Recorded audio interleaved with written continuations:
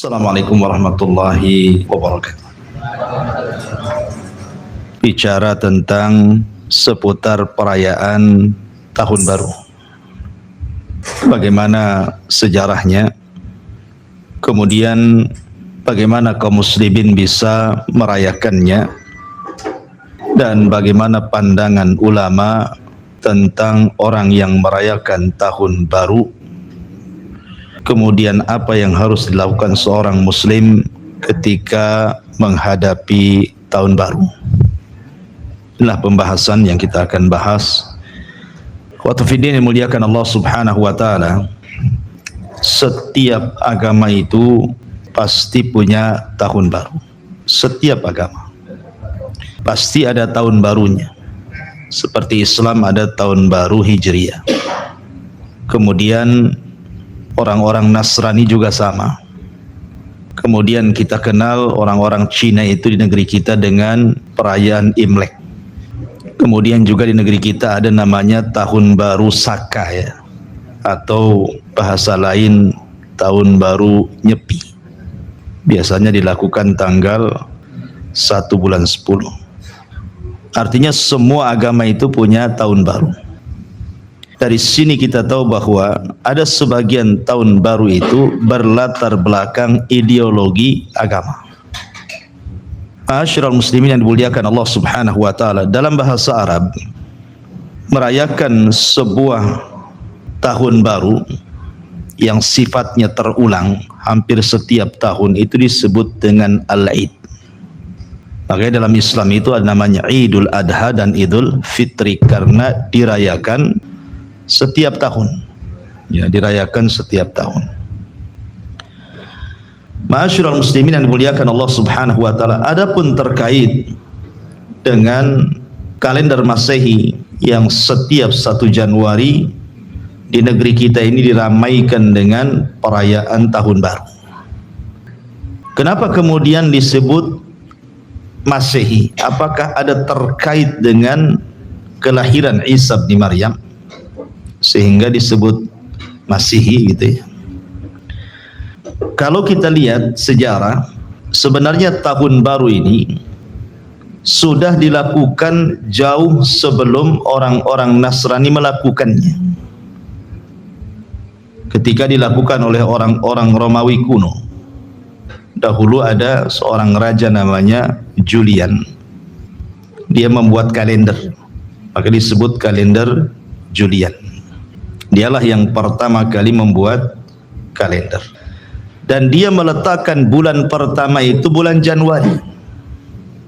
Kemudian dibuatlah semacam berhala patung yang memiliki 2 muka. Jadi 1 muka ke depan, 1 muka ke belakang. Seolah-olah ke belakang artinya meninggalkan tahun, ke depan menyongsong tahun. Jadi kalau ke belakang 2022, ke depan 2023. Begitu wajahnya. Dan ada yang mengatakan bahwa kemudian patung itu disembah dan disebut dengan dewa Janus karena diambil dari Januari. Ma'asyiral muslimin yang dimuliakan Allah azza wa jalla, Kaisar Julian ini, Kaisar Romawi kuno dulu, ketika membuat kalender itu, maka dikenal akhirnya nama-nama kalender Masehi itu, dan semua memiliki makna, diambil dari dewa-dewa mereka kan itu.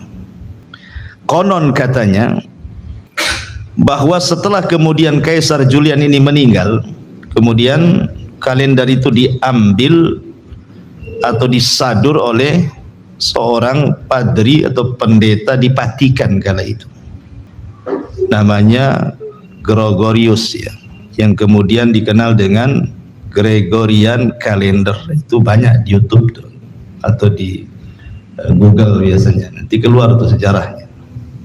Yang kemudian belakangan diambil oleh PBB untuk menyamakan semua kalender satu dunia, biar seragam gitu maksudnya. Lah Indonesia itu kan bagian dari negara PBB, makanya juga harus ikut kalender ini begitu.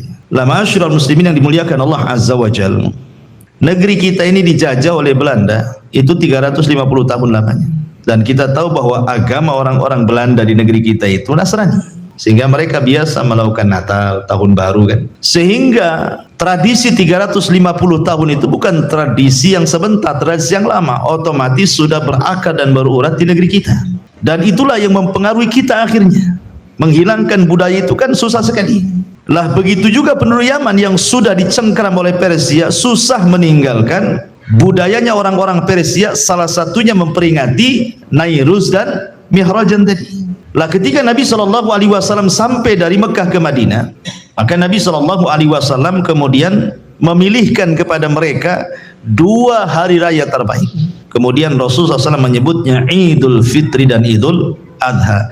Dari sini kita ketahui bahwa Islam itu punya hari raya sendiri, Idul Fitri dan Idul Adha, sehingga tidak perlu kemudian masuk ke hari raya orang lain, apakah ikut dalam perayaannya ataupun mengucapkan selamat akan perayaannya, tidak boleh.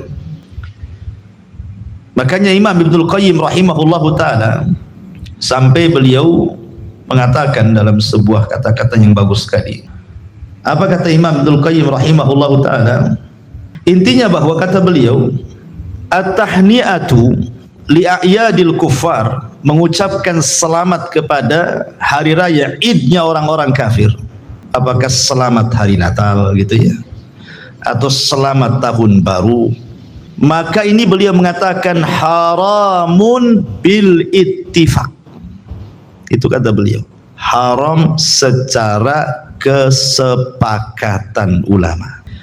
Kalau sudah disebut kesepakatan ulama, berarti majalnya bukan majal ikhtilaf wal ijtihad. Di sini bukan ranahnya perselisihan ulama atau ijtihad para ulama, bukan. Tetapi kalau sudah sepakat, ya sepakat, nggak ada khilaf. Karena muncul orang belakangan akhirnya mencari-cari dalih untuk membenarkan bolehnya mengucapkan selamat kepada perayaan hari raya orang lain. Padahal ulama kita mengatakan haramun bil ittifaq, haram secara kesepakatan, tidak ada khilaf dan bukan ranah ijtihad. Karena dalil-dalilnya sangat banyak, baik Al-Quran ataupun Sunnah Nabi SAW. Contoh yang mudah, kemarin tanggal 25 Desember, saudara kita dari Nasrani mengadakan Natal kan itu. Ada sebagian kaum muslimin yang mengucapkan selamat hari raya Natal. Alasannya karena ketika kita hari raya Idul Fitri atau Idul Adha, mereka pun mengucapkan hal yang sama. Maka kita tidak boleh. Masa tidak boleh? Ya toleransi lah. Dan itu ya, mereka sudah mengucapkan, ya kita ucapkan balik. Sebenarnya dalam Islam itu kan tegas dalam Quran, la ikraha fiddin, tidak ada paksaan dalam Islam itu.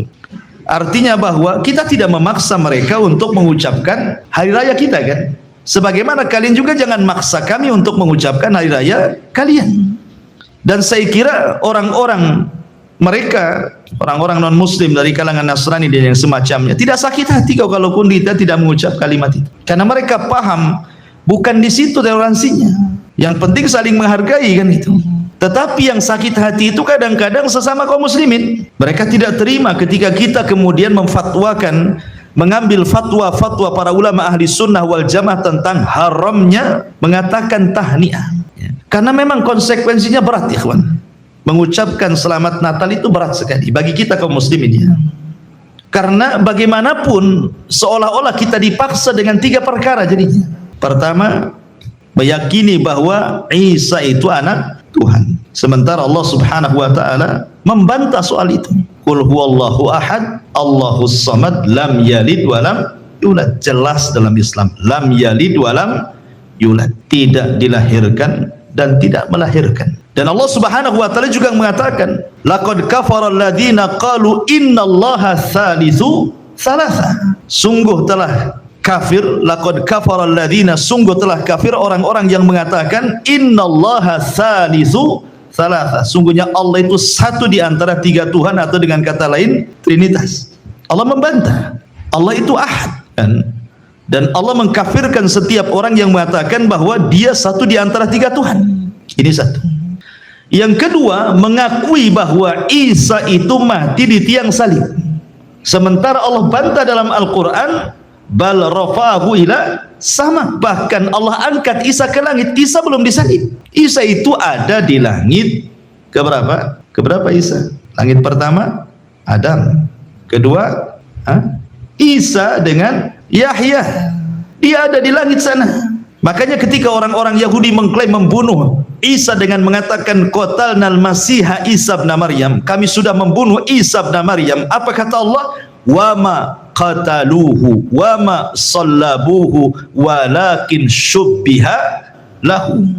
Mereka orang Yahudi tidak membunuh Isa, mereka tidak menyalib Isa, mereka tidak membunuh, bahkan Isa diserupakan. Jadi yang disalib dan yang dibunuh itu serupaan Isa. Isanya diangkat ke langit. Dan itu sudah saya jelaskan ketika mengkisahkan tentang Isa bin Maryam ketika diangkat ke langit. Kemudian yang ketiga, seolah-olah menetapkan bahwa lahirnya Isa itu tanggal 25 Desember. Desember bulan berapa? Bulan berapa Desember itu? Bulan 12. Di dalam surah Maryam, ketika Allah Subhanahu wa taala mengkisahkan tentang kelahiran Isa, di situ Allah perintahkan kepada Maryam untuk menghentakkan kakinya ke pohon kurma. Kemudian Allah katakan tusaqit alaihi rotoban janiyah, maka akan rontok rutob kurma-kurma basah itu jatuh dan tinggal makan. Tidak ada bulan 12 itu kurma berbuah. Kurma itu kalau enggak bulan 6, bulan 7, bulan 8. Bulan 12 tidak ada kurma basah. Dari sini juga dipertanyakan tentang kelahiran tanggal 25 Desember ini. Karena kurma pada bulan itu tidak mungkin ada. Kurma itu antara bulan 6, bulan 7, bulan 8. Itu musimnya. Sementara Al-Quran mengatakan bahwa Maryam itu ketika menghentakkan kaki saat lahirnya Isa itu tusakit alaiha rutaban janiyah. Pada jatuh itu rutab. Rutab itu kurma basah. Itulah jatuh kurma basah-basah. Dan itu musimnya tidak ada di bulan 12. Bulan Desember itu tidak ada. Satu dunia nggak ada. Ya. Ini kita katakan bicara Quran. Kalau bicara versi mereka ya tidak tahu. Ya, kita kan bicara versi Quran dan kita yakin Al-Quran itu sebenar-benar kalam Allah. 3 perkara saja dalam Islam diragukan. Macam mana seorang Muslim mengucapkan kalimat yang diragukan 3-tiganya? Kan nggak masuk di akal di sini. Ya, bagaimana? Seolah-olah kalau kita mengucapkan itu hakikatnya di situ mengakui tentang ketuhanan Isa, seolah-olah seperti itu. Kan ini kan kufur, ikhwan. Makanya kita katakan kita kaum muslimin sebaiknya tidak mengucapkan kalimat itu, baik hari raya Natal ataupun hari raya Tahun Baru, karena di belakangnya ada ideologi agama. Itu masalahnya. Ada ideologi agama. Dan ideologi agamanya mengarah kepada kesyirikan, kufur. Seperti Tahun Baru karena dulunya dilakukan para penyembah dewa Zeus kan gitu ya. Kemudian Natal karena meyakini Isa itu anak Tuhan. Itu masalahnya. Tetapi walaupun demikian ikhwan, bukan berarti dengan kita tidak mengucapkan hari raya itu kemudian kita katakan bahwa kita benci dengan mereka. Tidak. Karena Islam juga mengajarkan di dalam surah Al-Mumtahanah ayat 8 Allah mengatakan la yanhakumullahu 'anil ladzina lam yuqatilukum fid dini wa lam yukhrijukum min diyarikum an tabarruhum wa tuqsitu ilaihim innallaha yuhibbul muhsinin. Allah tidak melarang kalian dari orang-orang yang tidak memerangi kalian dalam agama dan tidak mengusir kalian dari rumah-rumah kalian untuk berbuat baik kepada mereka dan berbuat adil kepada mereka, karena Allah suka dengan orang-orang yang berbuat adil itu. Artinya kita tetap menghargai mereka.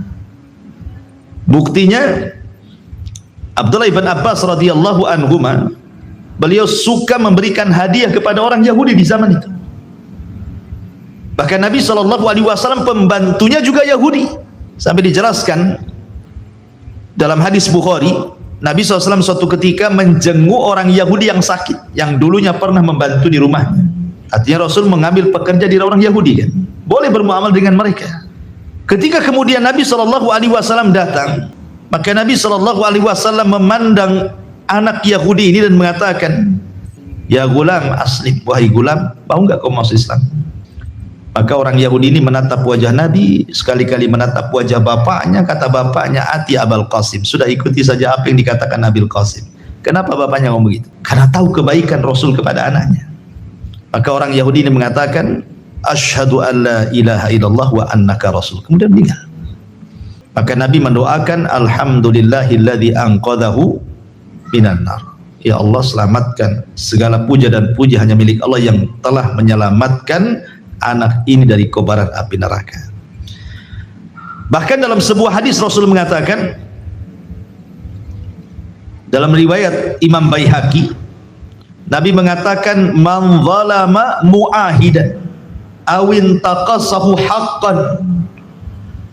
Barang siapa yang mendolimi kafir mu'ahid, kafir yang ada perjanjian dengan kita, atau mengurangi haknya, di ujung hadis Rasul mengatakan, "Fa'ana hajijuhu yaumal qiyamah," kata Rasul, aku yang akan berhujjah untuk dia pada hari kiamat.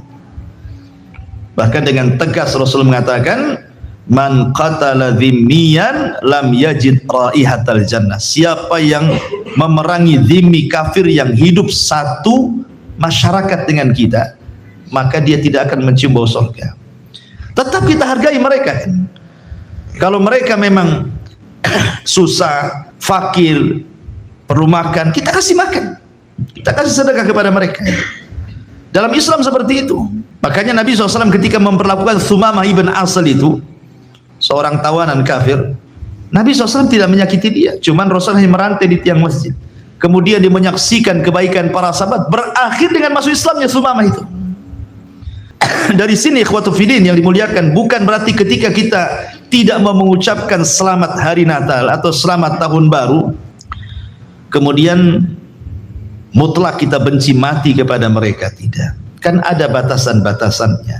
Maka malam ini sedikit saya akan jelaskan tentang beberapa perkara kenapa kita tidak mau mengucapkan kalimat-kalimat seperti itu, apalagi terlibat dalam acaranya, baik menggunakan atribut atau yang semacamnya. Ma'asyiral muslimin yang dimuliakan Allah Subhanahu wa taala. Kita mulai dari pembahasan pertama tentang hukum al-muwalah, meletakkan loyalitas kepada orang kafir. Kenapa saya ingin membahas permulaan ini dengan membicarakan tentang al-muwalah, berloyalitas. Tidak boleh haram memberikan loyalitas kepada orang kafir. Karena kita bicara tentang hari raya yang dibentuk oleh orang-orang kafir, maka kita akan mengambil asas dasar hukumnya dulu sebelum kita menetapkan hukumnya. Syekhul Islam Ibn Taimiyah rahimahullahu taala mengatakan dalam kitabnya Al-Fatawa, aslul muwalati hiyal mahabbah. Asal kata muwalah, loyalitas itu adalah karena tertanam kecintaan dalam hati kepada seseorang. Dan itu lawan daripada al-mu'adat, kebencian.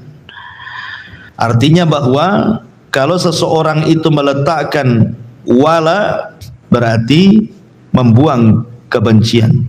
Kalau seseorang itu menetapkan kebencian, berarti menghilangkan kecintaan.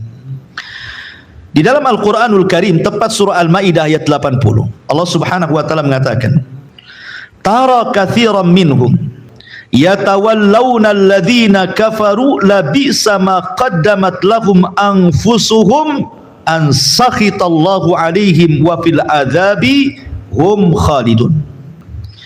Kamu melihat banyak di antara mereka tolong menolong dengan orang-orang kafir ataupun musyrik.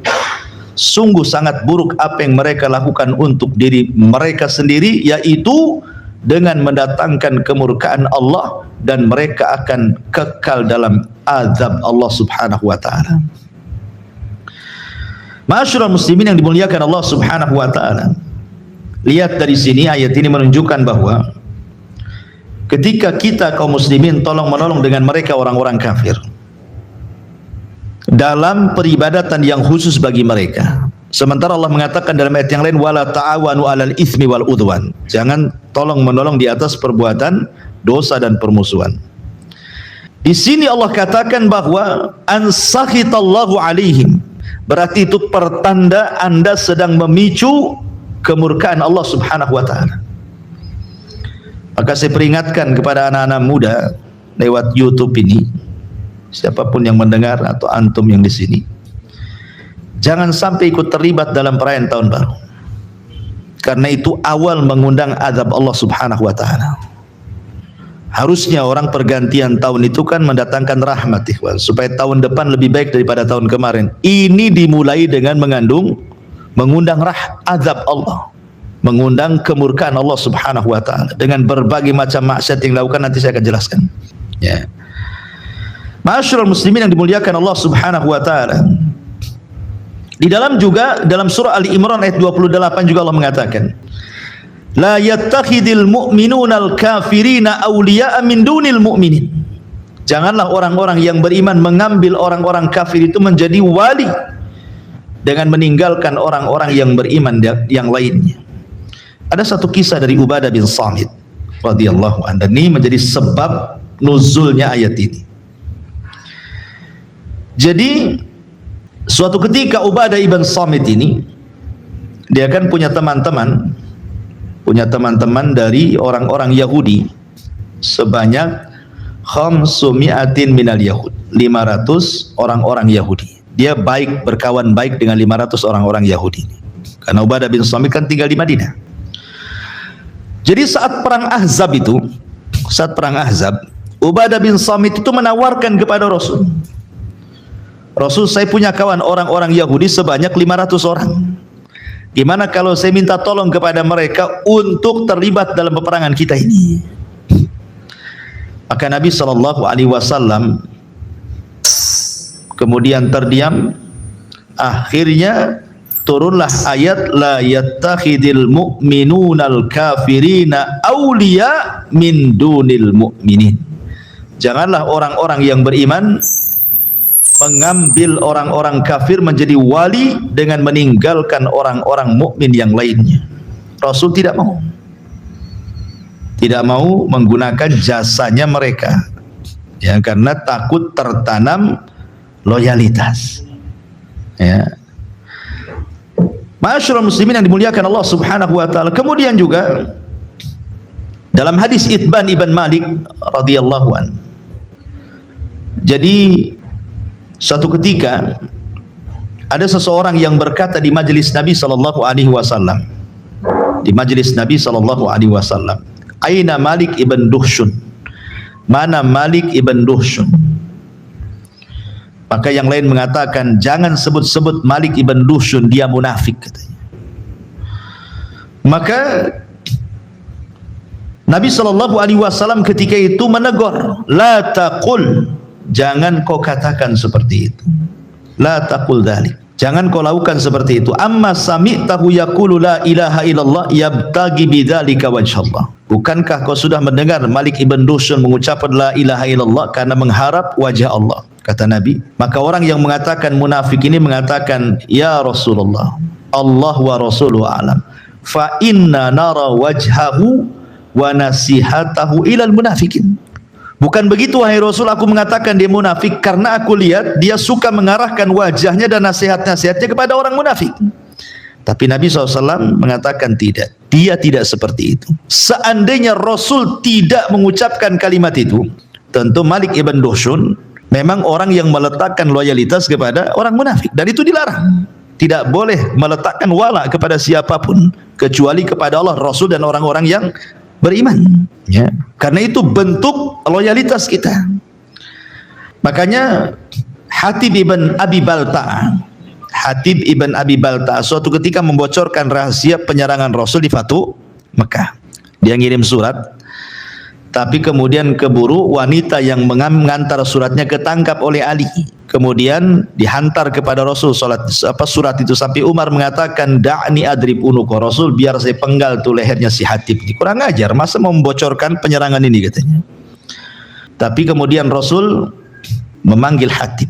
Apa maksudnya? Kau mengirim surat membocorkan penyerangan Fathu Mekah ini. Maka Hatib menjelaskan bahwa masalahnya, Rasul, aku punya keluarga di sana, aku punya bisnis di sana, dan begitu seterusnya.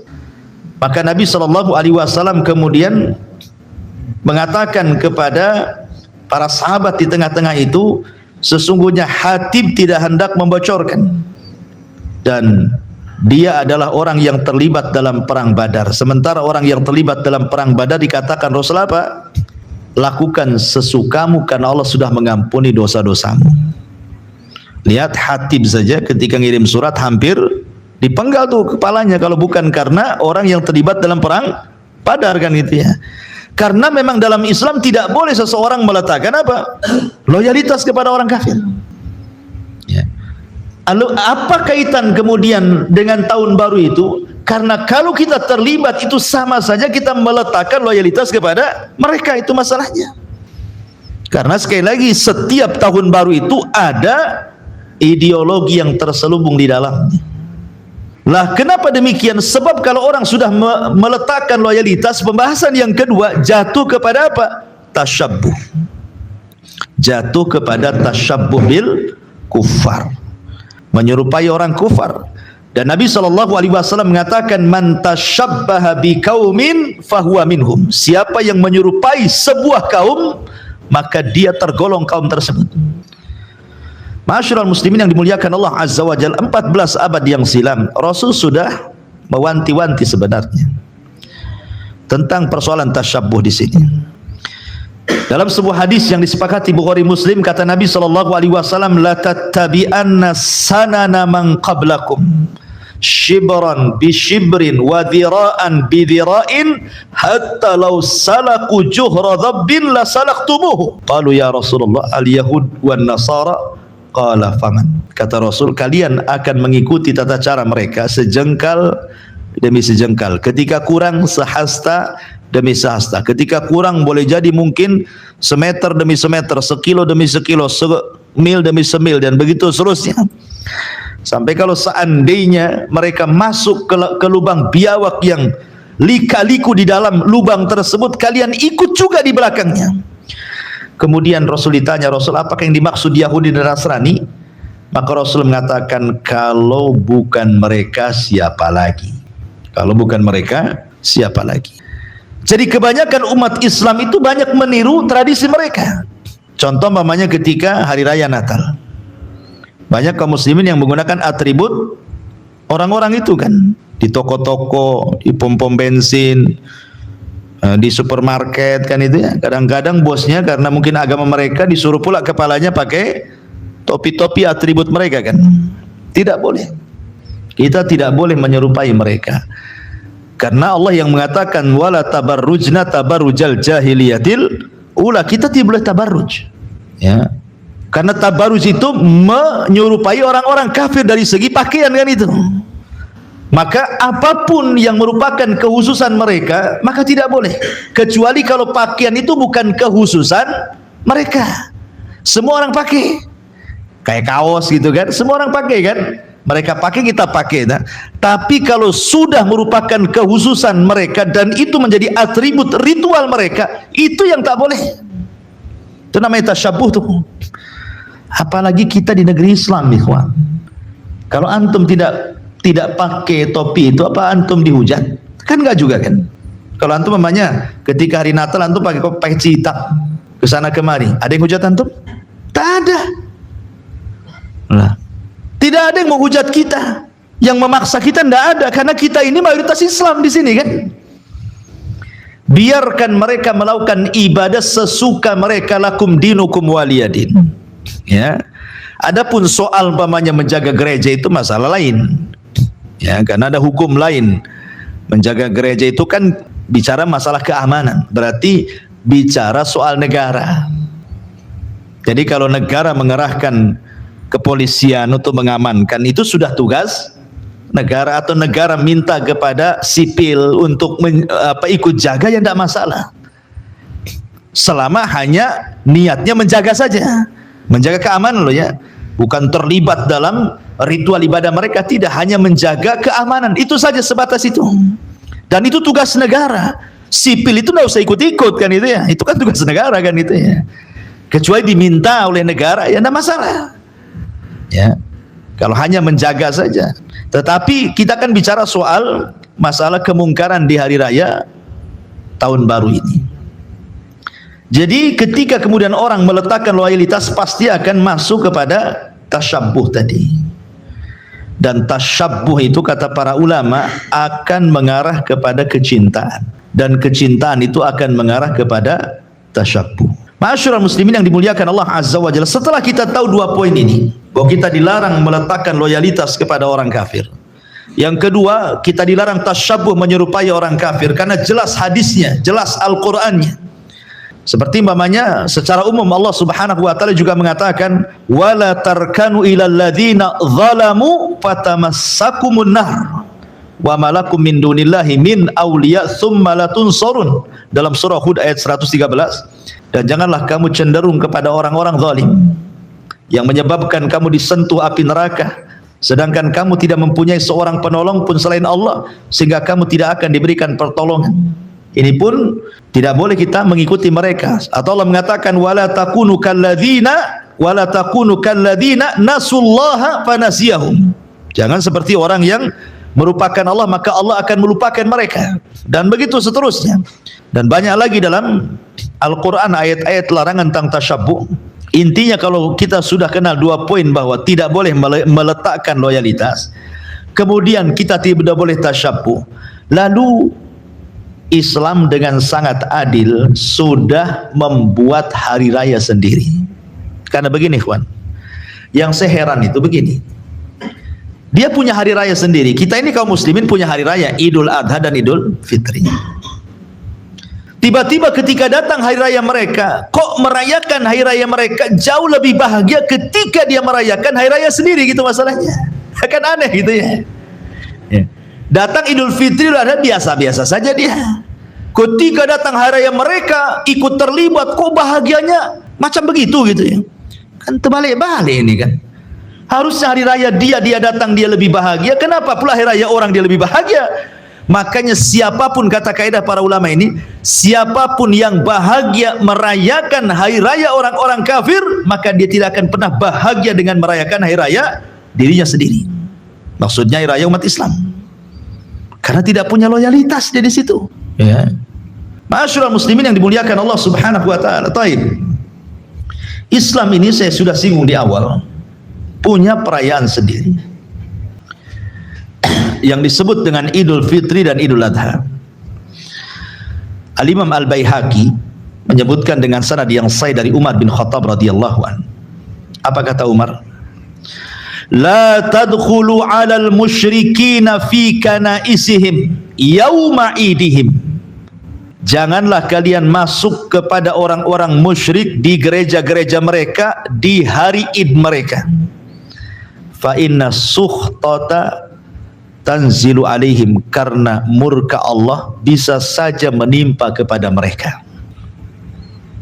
Siapa tahu ikhwan, anak-anak kita, saudara kita main-main di tahun baru besok gitu ya, tahu-tahu ketabrak mati, ya, kena mercon mati, kemudian kelahi mati pula, ketabrak dan begitu seterusnya. Kan kita tidak tahu.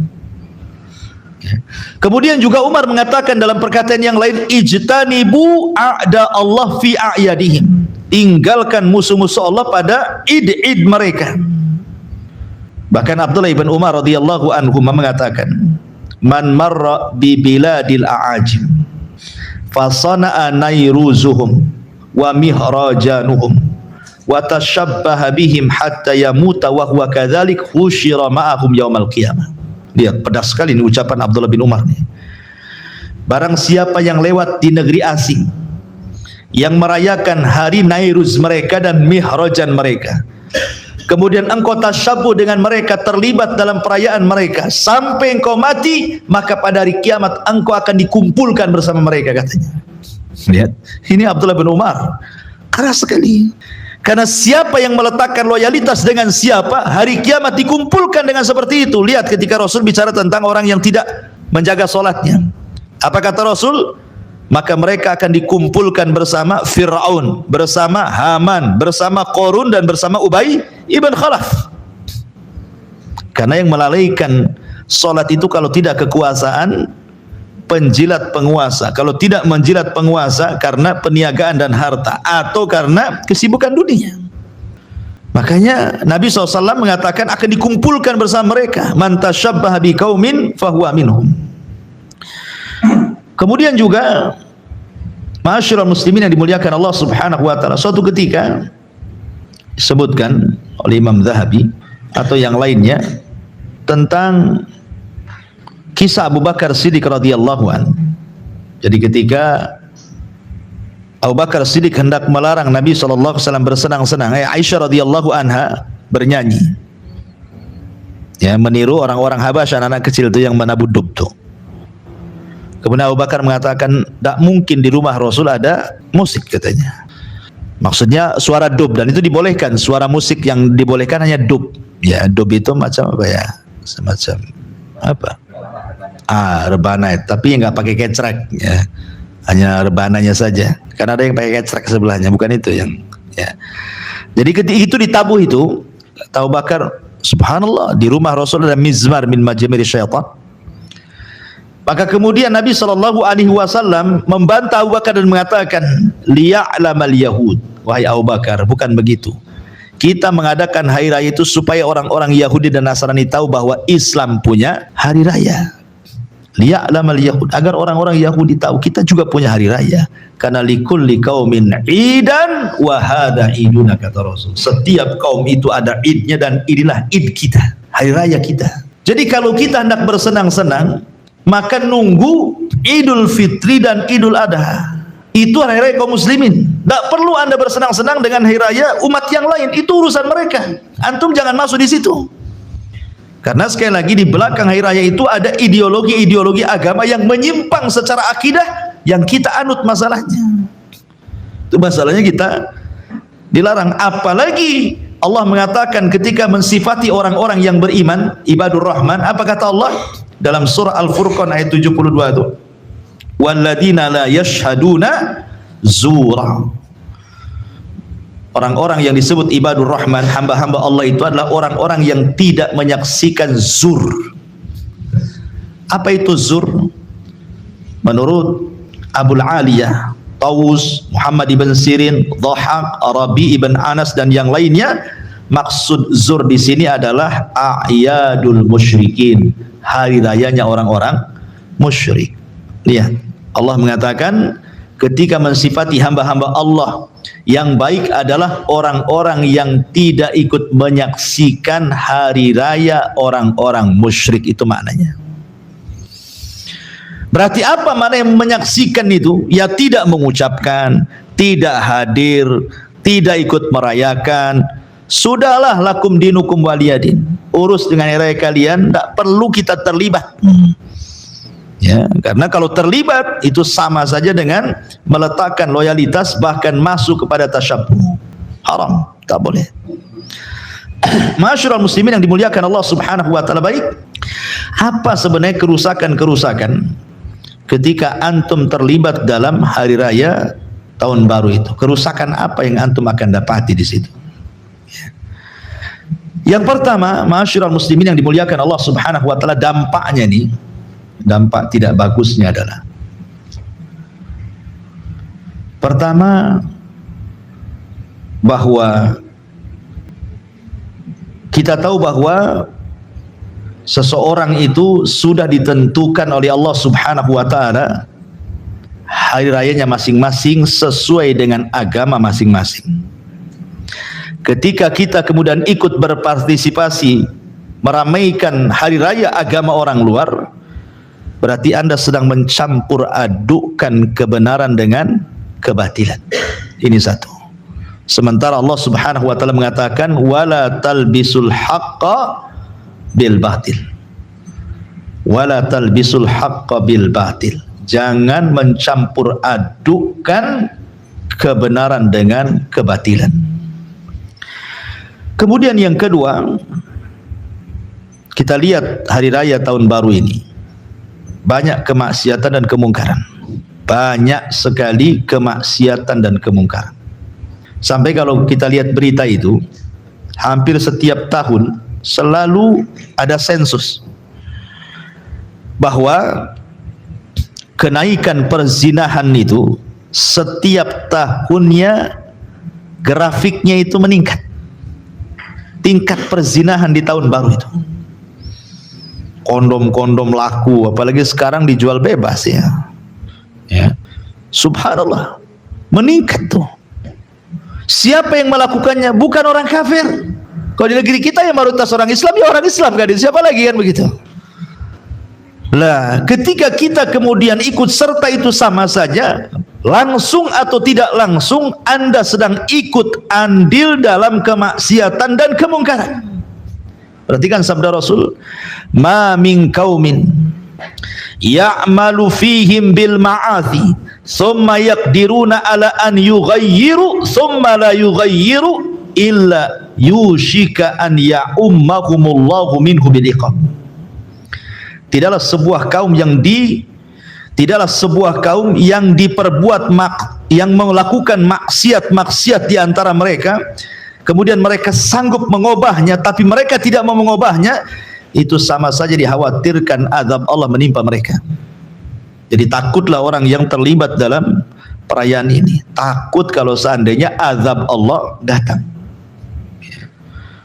Kemudian yang ketiga, bahwa seseorang tanpa sadar kemudian meniru gaya-gaya tasyabbuh dengan menggunakan pakaian-pakaian atribut-atribut yang khusus pada agama di luar dari agama Islam. Dan ini masuk pada tasyabbuh yang sudah saya jelaskan. Dan tasyabbuh itu haram hukumnya. Man tasyabbaha biqaumin fahuwa minhum. Barang siapa yang tasyabbuh dengan sebuah kaum, maka termasuk kaum tersebut. Kemudian juga penetapan kalender dengan perhitungan Masehi bagi umat Islam itu punya perhitungan kalender sendiri, ikhwan, yang disebut dengan Al-Qamari, disebut dengan kalender Qamariyah. Umar bin Khattab radhiyallahu an, ketika di zaman itu kan banyak penanggalan kalender-kalender, maka sahabat sepakat Islam harus punya kalender sendiri. Maka di zaman Umar dibentuklah kalender Hijriyah, diambil dari hijrahnya Nabi. Ya. Kenapa Umar bin Khattab radhiyallahu anhu membuat kalender ini? Karena Umar paham, orang secerdas Umar itu, bahwa ketika menyelisih orang kafir itulah bentuk izzahnya seorang muslim. Makanya ketika Nabi SAW mengatakan la yazalun nas bi khairin ma'ajjalul fitra wa yuakhiru sahur. Akan senantiasa manusia itu di atas kebaikan, di atas kejayaan ketika mereka mengakhirkan sahur dan menyegerakan berbuka. Pertanyaan sederhana, apa hubung kait sahur dan buka dengan kejayaan Islam? Itu kan soal makan. Masa makan bisa menjayakan Islam? Bukan itu pemahamannya. Pemahamannya Nabi SAW mengatakan bahwa Islam itu akan jaya ketika mereka mengakhirkan sahur dan menyegerakan berbuka, karena dibalik menyegerakan berbuka dan mengakhirkan sahur itu ada mukhalafatul kuffar. Kita sedang menyelisih orang kafir. Karena orang kafir kalau berbuka nunggu bintang dulu muncul. Ketika kita menyelisih orang kafir, di sini letak kejayaannya. Maka apapun yang menyelisih mereka itu jayanya umat Islam. Berarti kita tidak sedang dijajah, gitu maksudnya kan. Itulah nasib negeri yang dijajah, mau tidak mau mengikuti budaya yang menjajahnya. Karena melihat orang-orang barat itu mungkin maju, Eropa itu wah maju, lebih tinggi dibandingkan kita, akhirnya lama-lama bergaya mereka pula. Ya, karena mereka lebih maju katanya. Bukan begitu. Sedikit demi sedikit kita jayakan Islam, selisih mereka. Kita harus menyelisih mereka. Dalam soal ritual ibadah itu harus menyelisih mereka. Kalau soal dunia itu lain cerita. Kita kan cerita agama di sini. Ya, makanya kenapa kemudian Umar bin Khattab membuat penanggalan Hijriah untuk menyelisih orang-orang kafir. Walaupun kenyataannya kita sendiri masih tidak bisa meninggalkan kalender Masehi kan gitu. Tetap saja menggunakan kalender Masehi. Hijriah itu yang hafal cuma satu, Ramadan. Kemudian Syawal, itu kan ada puasa. Habis itu udah bingung. Ya, mana Dzulqa'dah, mana Dzulhijjah, mana Muharram, ini bulan apa, bulan ini pun tak tahu kita. Karena gajiannya nggak pakai bulan itu masalahnya. Kapan gajiannya? 1 Muharram? Enggak juga. Gajiannya pakai bulan Masehi ya. Masyarul muslimin yang dimuliakan Allah Azza. Belum lagi secara umum kerusakannya kan, seperti mengganggu ketenangan masyarakat. Kan nggak, tidak semua masyarakat juga suka dengan suara petasan, suara trompet, kan nggak suka juga. Apalagi di antara mereka ada yang sakit, mungkin terganggu. Kemudian yang lebih parah, pemborosan harta. Harga petasan itu saya kira mungkin 100-200 ribu, ada yang juta-juta juga rupanya harganya itu kan. Bayangkan, kan sayang beli juta-juta, beli mercon itu. Coba diberikan fuqara wal masakin, manfaat bagi orang-orang fuqara wal masakin. Belum lagi mengkonsumsi makanan, minuman berlebihan, berhura-hura di malam itu. Belum juga perbuatan dosanya, zinahnya, khomernya, ikhtilatnya. Belum lagi kemudian lebih parah itu merusak sholat subuhnya, merusak qiyamul lailnya, karena dia harus tunggu jam 12 tuh masalahnya. Nunggu tuh jam 12 kan. Kalau jam 12 belum jam 12 tidak ada petasan tuh. Petasan kecil-kecil aja itu, anak petasan. Ah, kalau sudah jam 12 baru tuh, ya kan, mbah petasan baru keluar kan. Masya Allah kan. Ini ikhwan, kita orang Islam, maka kalaupun harus, anggaplah kita harus merayakan tahun baru itu dengan cara apa ya. Maka para ulama mengatakan, kalau antum harus rayakan hari raya itu, ingat, pergantian tahun itu sama dengan pergantian bulan, sama dengan pergantian hari, sama dengan pergantian jam. Bukankah Allah yang mengatakan dalam surah Nur ayat 44, yuqallibullahu laila wan nahar inna fi dzalika la ibratan liulil absar. Allah yang mempergantikan adanya malam, adanya siang. Dan Allah juga mengatakan dalam Al-Imran 190-191, inna fi khalqis samawati wal arwakhtilafil laili wan nahari la ayati liulil albab. Sungguhnya dalam penciptaan langit dan bumi serta silih bergantinya malam dan siang itu ada tanda-tanda yang harus dipikirkan oleh orang-orang yang berakal. Artinya dengan berjalannya jam, kemudian hari hilang datang minggu, minggu pergi datang bulan, bulan kemana datang tahun, begitu kan. Itu soal biasa ikhwan ya. Sehingga yang harus antum pahami sebenarnya, kalau kita mengadakan tahun atau menghadapi tahun baru itu, yang harus kita pahami itu, sudahkah kita menghargai waktu yang terus berjalan ini, itu maksudnya. Sehingga para ulama mengatakan yang harus antum lakukan itu adalah muhasabah. Apa muhasabah itu? Artinya mengintrospeksi diri sendiri. Introspeksi itu ada dua. Introspeksi itu yang sedang berlaku, yang sudah berlaku, dan yang akan datang. Ini yang sudah berlaku, antum berpikir apa kekurangan antum. Mungkin tahun kemarin ini sholatnya bolong-bolong, puasanya jarang-jarang, sedekahnya pelit-pelit, zikirnya jarang, baca Qur'annya iya juga jarang, silaturahim jarang, masih durhaka dengan orang tua, dan begitu seterusnya. Itulah introspeksi yang sudah berlalu ya. Kemudian introspeksi yang akan datang, berangan-angan, tahun ini nggak boleh seperti tahun kemarin, itu maksudnya. Kalau tahun kemarin bolong-bolong, tahun ini nggak akan bolong-bolong. Seperti itu yang harus disiapkan. Itulah yang benar, karena hari itu kata para ulama, kita ini hidup hanya 3 hari saja. Hari yang sudah berlalu kemarin, hari yang sedang berlaku sekarang kita hadapi, hari esok yang kita akan hadapi. Yang berlalu tidak mungkin berjumpa kembali, yang akan datang belum tentu juga kita akan berjumpa dengan hari yang akan datang. Yang mungkin kita bisa lakukan yang sekarang ini. Dari sinilah kemudian ulama mengatakan, Fudail ibn Iyad, ahsin fima baki yughfar laka fima madha. Perbaiki yang sedang berlaku, Allah ampuni yang sudah lalu. Tapi kalau engkau idza asa'ta, kalau kau jelek melakukan apa yang sedang antum lakukan, maka Allah akan mengadab yang sudah berlalu, yang sedang Anda lakukan juga sama. Dari sini sebenarnya yang harus dilakukan ketika menghadapi tahun baru itu adalah introspeksi diri. Kemudian bekali hidup ini dengan ibadah kepada Allah. Karena Rasul mengatakan, kullun nas yaghdu fabai'un nafsah famu'tikuha au mubikuha.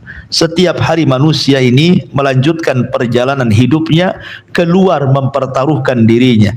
Ada yang membebaskan dirinya dari api neraka, ada pula yang mencelakakan dirinya dan dimasukkan ke dalam neraka, naudzubillah. Manusia ini terus berjalan ikhwan. Wa hadainahu najdain. Allah pilih 2 jalan, kau mau pergi ke mana? Ya.